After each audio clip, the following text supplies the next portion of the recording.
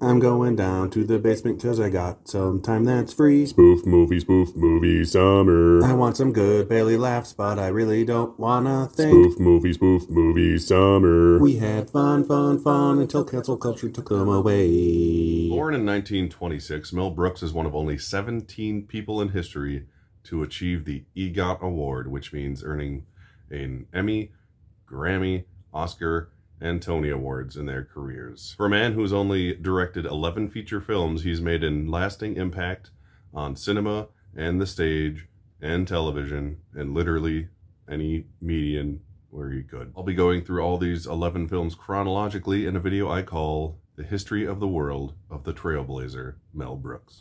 In 1967, he directed and wrote The Producers. The film is about a stage play producer who tries to be successful by creating a flop. The film stars the over-the-top hilarious Zero Mostel and the beloved Gene Wilder as his young accountant in an Oscar-nominated supporting role. Mel Brooks started his career out with a bang here, winning the Academy Award for Best Original Screenplay in 1968 for this film. And decades later, it would become his Tony Award-winning play that he adapted into a stage musical starring Matthew Broderick and Nathan Lane.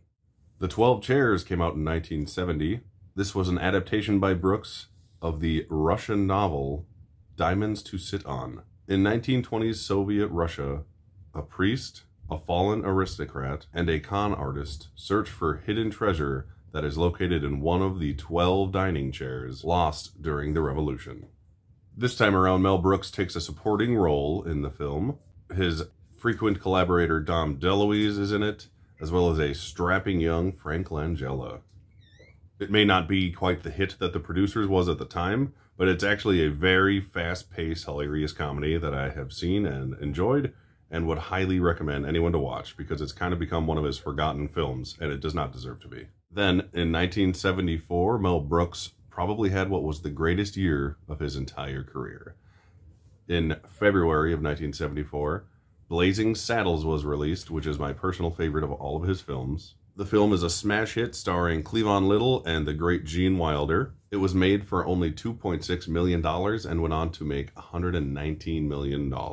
Mel Brooks was set to take on the film as a challenge against white corruption, racism, and Bible-thumping bigotry.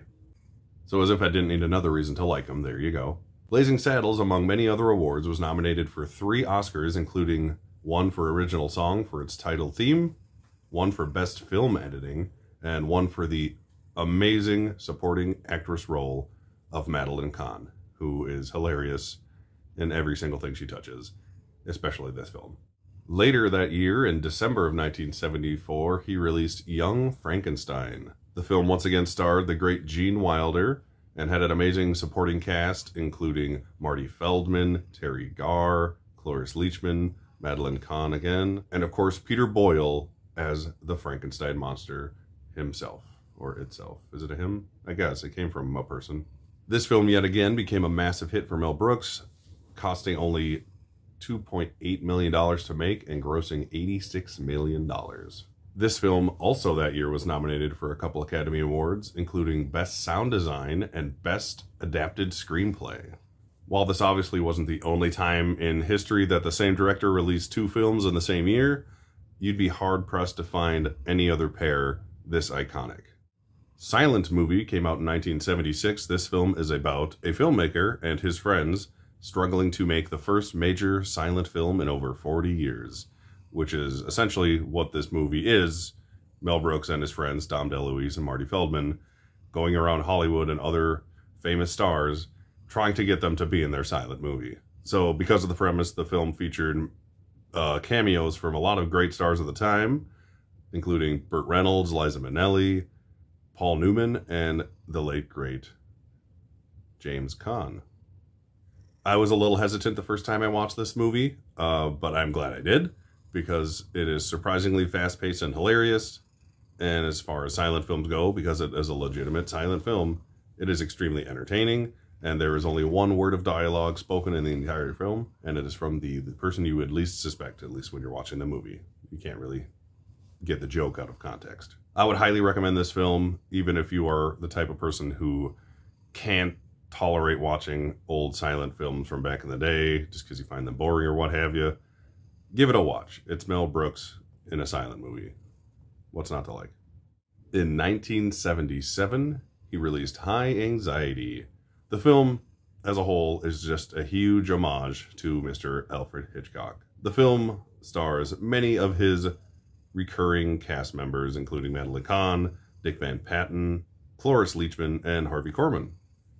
It wasn't as successful as some of his previous films, but it played well. It did well with audiences, including Mr. Alfred Hitchcock himself. Hitchcock's only criticism of the film when he watched it, when it was screened for him, is that the Psycho shower spoof scene in the movie used 13 shower curtain rings, but in Psycho they only used 10. That was the only thing he had to say about the movie. Once again, I highly recommend this movie. It's been a while since I've watched it, but I enjoyed it quite a bit. And if you're a fan of Hitchcock films or Mel Brooks films, I think you'd like this movie. 1981 brought us The History of the World, Part 1.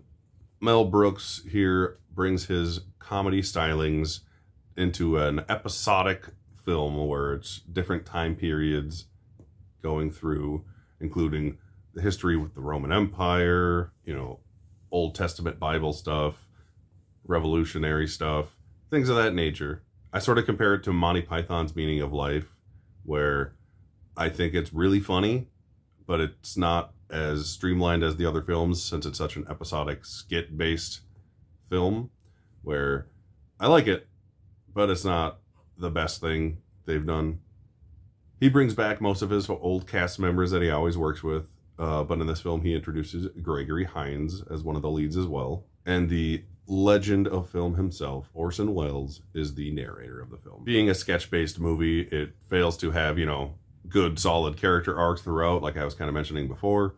So that causes some of the segments to be a lot better and seem better paced than other segments.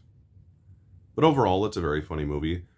Sadly, this, to this date, was Mel Brooks's worst performing film that he has created. But it was still a moderate success. 1987 brought us Spaceballs, which, as we all know, is the Star Wars spoof comedy about Lone Star, the Han Solo-esque character, saving the princess of Druidia with his Mog Barf from the evil Emperor Spaceballs. This is a movie that is a fan favorite for a lot of Mel Brooks people.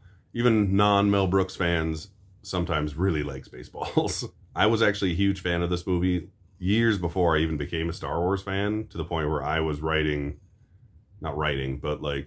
doodling in middle school characters in a spoof of this spoof called Cheeseballs, because I'm a dork. This movie brings a lot more younger, fresh-faced actors into the mix, as opposed to his typical mainstays. They're in there, like Dick Van Patten and Dom DeLuise as Pizza the Hut. But, you can't even tell it's him, so that's why it's hilarious. But this one has Bill Pullman as Lone Star, Rick Moranis as Lord Helmet, Daphne Zuniga as the princess, and Mel Brooks is obviously in it as well as the president and Yogurt. Spaceballs at the time was not very successful. It only grossed around $38 million, if I remember correctly, on its $22 million budget. So if you include promotional stuff and all that kind of things, it probably barely broke even or made a tiny bit of money at the time.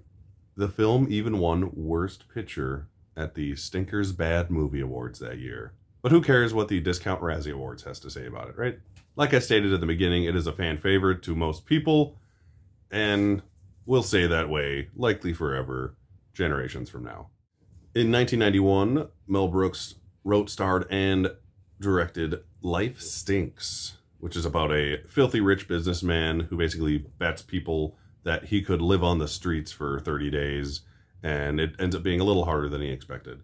This is the rare one of all the 11 because it's the only one I haven't seen.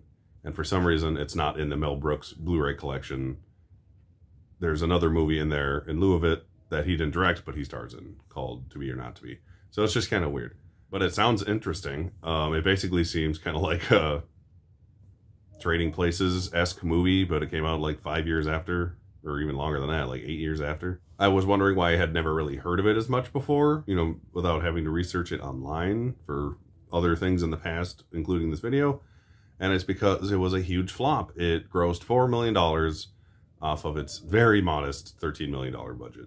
Like I said, I would have seen it by now, but it's not in the Mel Brooks collection, so what the hell. If you have seen Life Stinks, please let me know if it's good or if I should seek out a Blu-ray of it. I believe it does exist on Blu-ray, just not in the collection.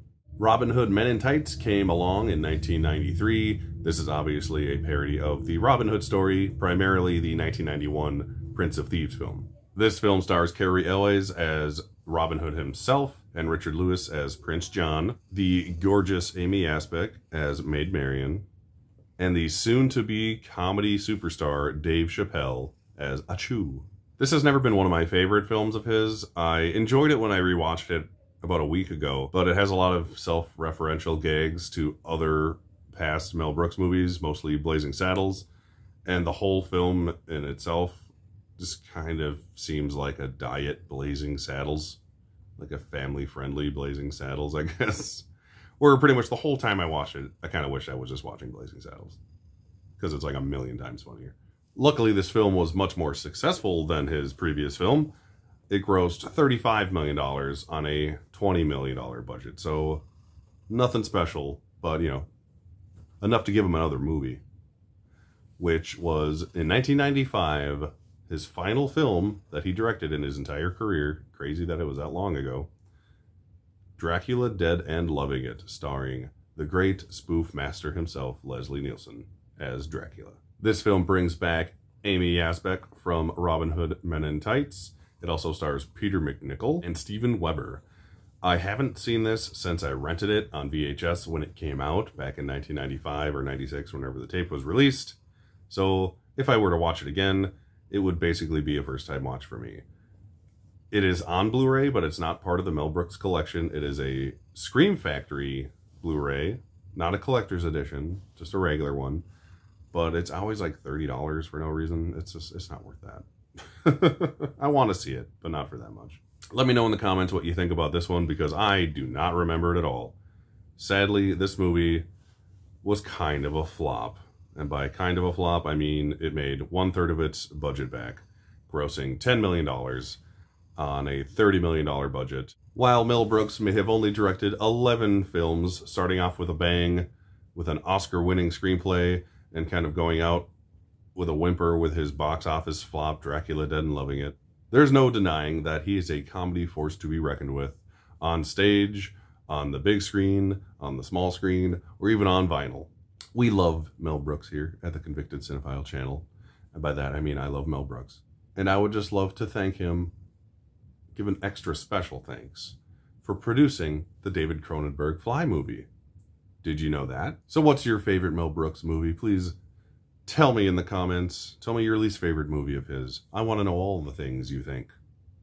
Just, you know, interact. Like this video. Subscribe. There will be more Spoof Movie Summer coming. Hashtag Spoof Movie Summer. I haven't said it this video, so I better say it a couple times at the end. Thank you for watching, and I'll see you next time. Talk, shop, pop, movies.